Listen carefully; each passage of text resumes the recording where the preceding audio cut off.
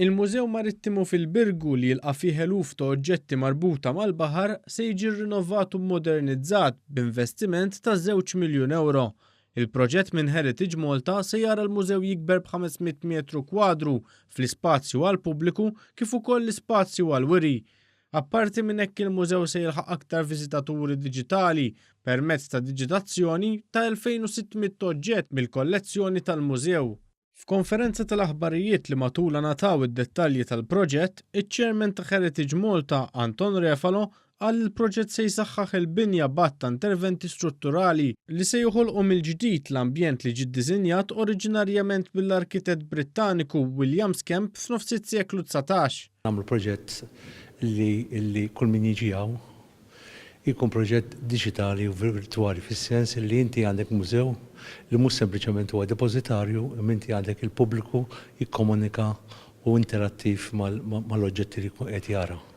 Il-proġett jinkludi wkoll it-tneħħija tal-fdalijiet ta' wieħed mis-silos li nbena aktar tard matul l-era Ingliża u l-bini mill-ġdid tal-arkati kif ukoll it-tiswija u r-restawr tas-saqaf ta' fuq nett tal-binja.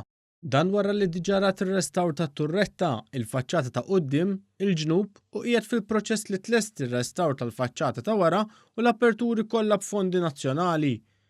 Il-Ministru għall-Kultura Owen Bonnici qal li l-proġett se joħloq ukoll spazju aktar aċċessibbli fil-pjan terran li jinkludi żona tal-qiegħ, ħanut tal-mużew u spazji għal wirjiet temporanji. Identifikajna €2 miljun li ħajġu investiti hawnhekk sabiex din il-binja li fi żmien l-ordni kienet il-forn tal-ordni. Tarġa' tieħu l-ħajja tkompli timxi l qudiem u nkomplu nesponu l-pubbliku b'mod li jagħmel sens illum bl-għajnuna tal-informatika u nagħmlu esperjenza isbaħ għal uliedna u uliedna.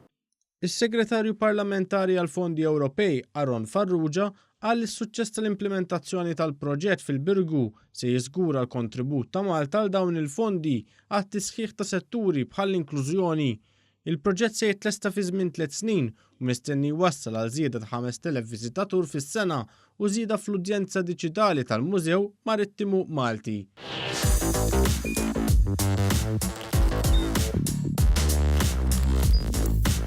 Idħol fuq one.com.mt u hemmhekk tista' tara l-programmi kollha li jxandru fuq One permezz ta' One Play.